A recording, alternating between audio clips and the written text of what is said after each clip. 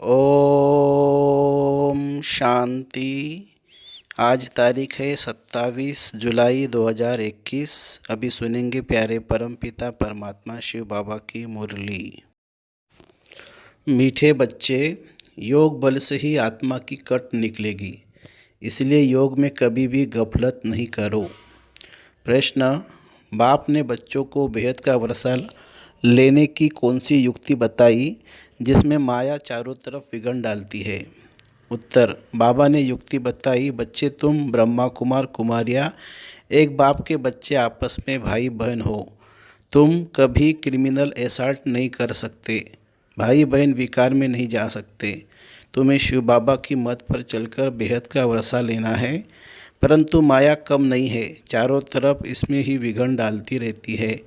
हम भाई बहन हैं, एक बाप से वर्षा लेते हैं, यह भूल जाते हैं।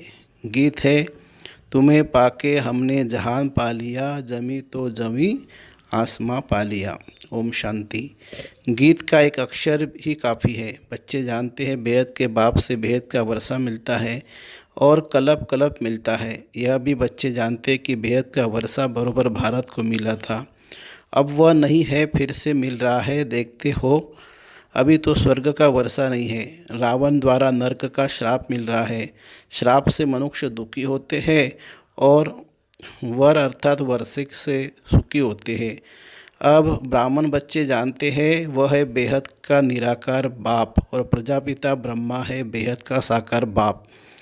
बेहद के साकार बाप प्रजापिता ब्रह्मा बिगर कोई होता नहीं है। भल गांधी को बापू जी कहते थे, परंतु कायदेशीर सारे मनुष्य सृष्टि का तो वह बापू जी हो न सके।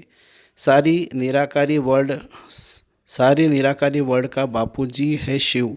अभी तुम बच्चे जानते हो हम शिव बाबा के बने हैं।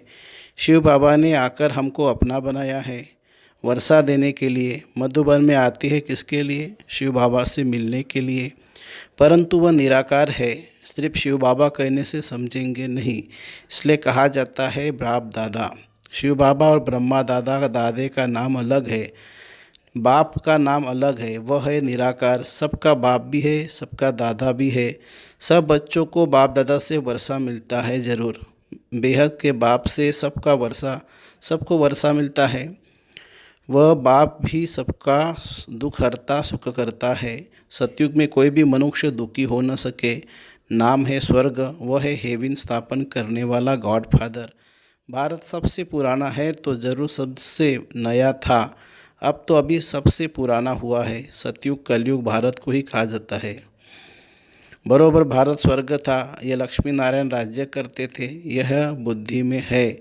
अभी तुम लक्ष्मी नारायण के मंदिर में जाएंगे तो जड़ बुद्धि में आएगा कि इन्हों को यह वर्षा कैसे मिला, ये पूज्य कैसे बने, कब राज्य किया, किस द्वारा राज्य पाया, ये सारा बुद्धि में आएगा। आगे लक्ष्मी नारायण के मंदिर में जाते थे, माला फेरते थे, एक्यूपेशन का कुछ भी पता नहीं था।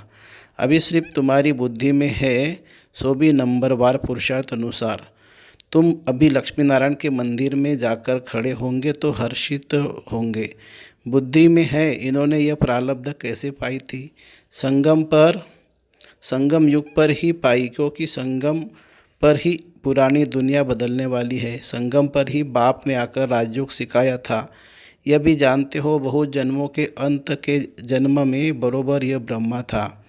ब्रह्मा द्वारा विष्णुपुरी की स्थापना होती है। ये लक्ष्मी नारायण ही अगले जन्म में बरोबर ब्रह्मा सरस्वती थे।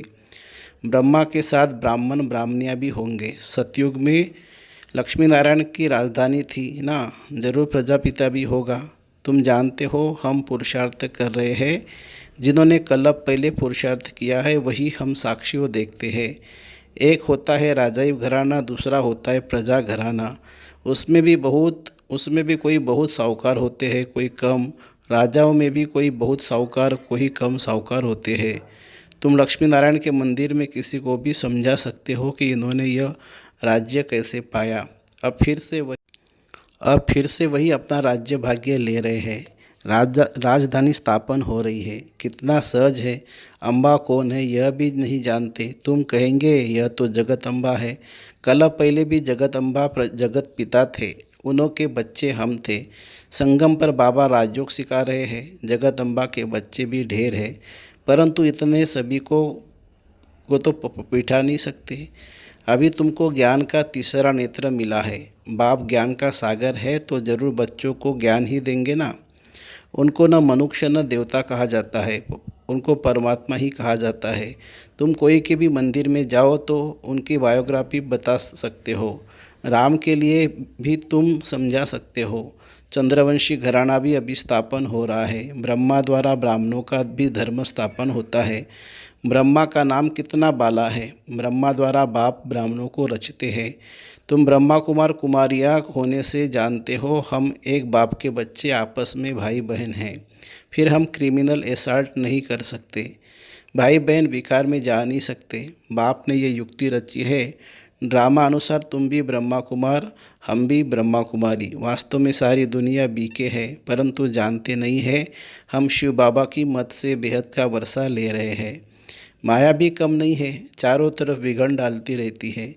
हम भाई बहन हैं, एक बाप से वर्षा लेते यह भूल जाते हैं। यह तो अच्छी रीति समझते हो। सतयुग में एक ही धर्म रहता है, बाकी सब धर्म खत्म हो जाने हैं। एक यह भी बच्चे जानते हैं, यह कोई नई बात नहीं है। हर 5000 वर्ष बाद यह चक्र फिरता है। तिथि तारीख भी लिखी हुई है। यह भी बुद्धि में रहना चाहिए। हम शिव बाबा से इस युक्ति से वर्षा लेते हैं। लक्ष्य तो मिला हुआ है ना। बाप को याद कर बाप से वर्षा लेना है। याद अर्थात योग बल से ही कट निकलेगी, इसमें कोई गफलत न हो। इसलिए को मुरलियाँ मिलती है। नीचे बुद्धि पक्का है तो भल कहाँ भी चला जाए। समझो मुरली नहीं मिलती तो भी बुद्धि में तो है ना। हम बाबा का बन गया। बाबा ने समझाया है तुम्हारी आत्मा तमो प्रधान बनी है। अब तुम बाप को याद करो तो सतो प्रधान, तुम बाप को याद करो तो तमो प्रधान से सतो प्रधान बनेंगे। यह महामंत्र एक बाप ही बतलाते हैं और कोई बतला ना सके। बाप ही कहते हैं मीठे मीठे बच्चे, याद के बल से ही तुमको तमो प्रधान से सतो प्रधान बनना है। यह अक्षर है, परंतु किसी की बुद्धि में हो। बरोबर कल पहले भी बाबा ने यह अक्षर कहा था कि देह के सब धर्मों को छोड़ अपने को आत्मा समझो। यह सब देह के धर्म है ना। सबका बाप एक ही है। सब आत्माएं उस एक बाप को पुकारती है। पोप भी गॉड को याद करते हैं। कहते हैं ओ गॉड फादर रहम करो, इन मनुष्यों को क्रोधी बुद्धियों को पलटाओ तो आपस में लड़े नहीं।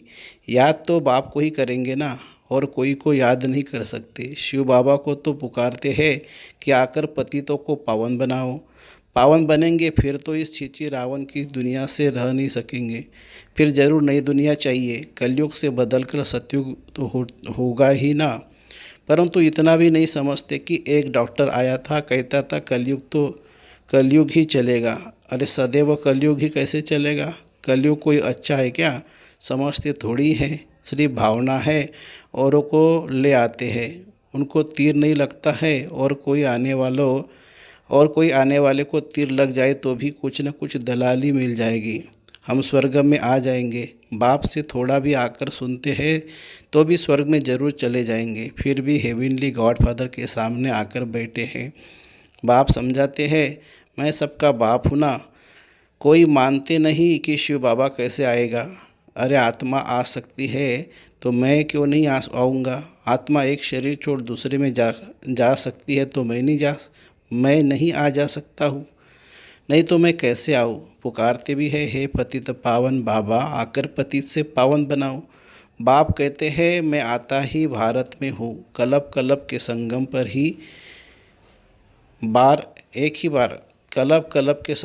एक ही बार आता हूँ। तुम जब 84 जन्म पूरे करते हो तो मैं आता हूँ। तुम बच्चों को नीचे है, बाबा आया है फिर से वर्षा देने। बाप कहते हैं मेरा धंधा ही है पुरानी दुनिया को बदल नई दुनिया स्थापन करना।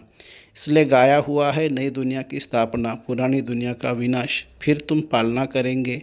रोशनी मिली है ना। काली का मंदिर देखेंगे तो समझेंगे यह झूठा चित्र है। काली बरोबर जगदम्बा है, परंतु ऐसे भयानक रूप नहीं है।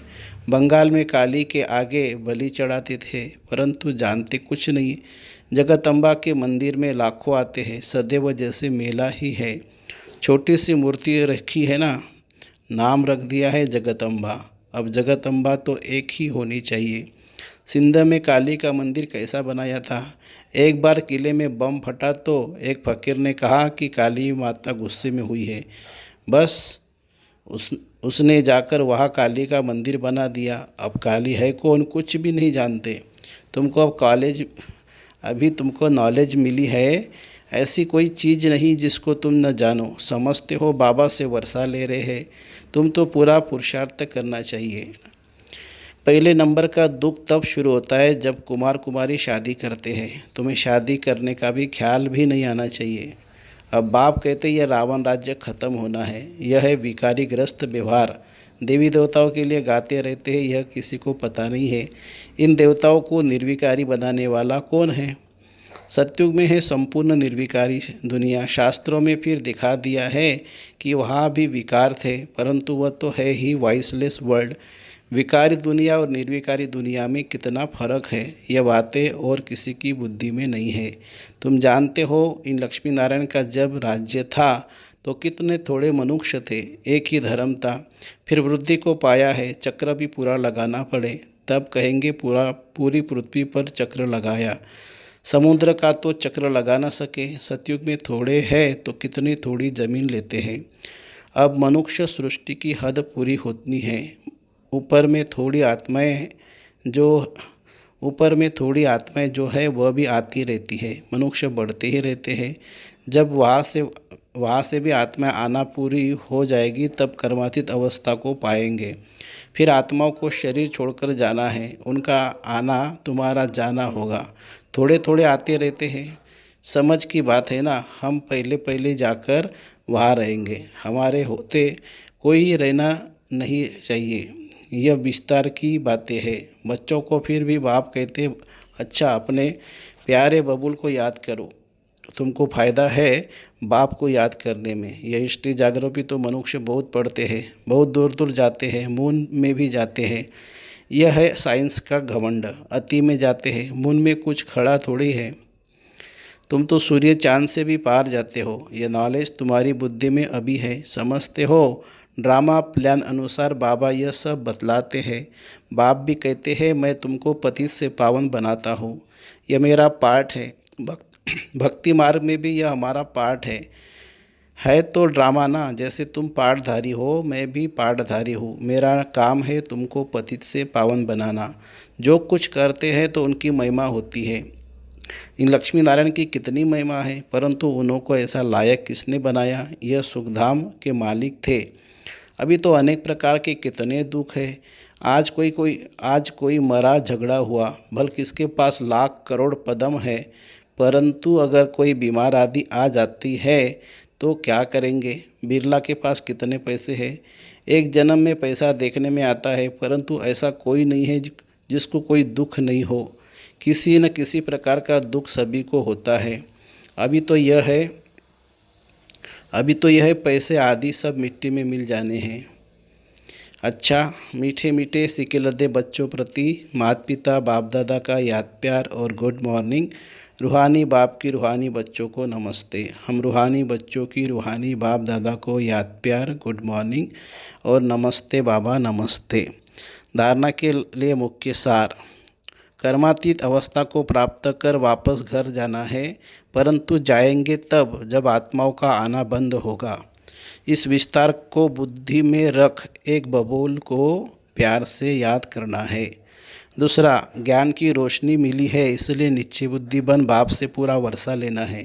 कहा भी रहते याद के बल से आत्मा को तमो प्रधान से सत्व प्रधान बनाने का पुरुषार्थ करना है। वरदान। अपनी संपूर्णता के आधार पर समय को समीप लाने वाले मास्टर रचिता भवो। समय आपकी रचना है, आप मास्टर रचिता हो। रचिता रचना के आधार पर नहीं होते, रचिता रचना को अधीन करते हैं। इसीलिए ये कभी नहीं सोचो कि समय आप ही संपूर्ण बना देगा। आपको संपूर्ण बन समय को समीप लाना है। वैसे कोई भी विघ्न आता है तो समय प्रमाण जाएगा। ज़रूर, लेकिन समय से पहले परिवर्तन शक्ति द्वारा उसे परिवर्तन कर दो तो उसकी प्राप्ति आपको हो जाएगी। समय के आधार से परिवर्तन किया तो उसकी प्राप्ति आपको नहीं होगी। स्लोगन है, कर्म और योग का बैलेंस रखने वाले ही सच्चे कर्मयोगी है। कर्म और योग का बैलेंस रखने वाले ही सच्चे कर्मयोगी है। अच्छा, ओम शांति शांति शांति। शुक्रिया बाबा, शुक्रिया। Thank you Baba, thank you.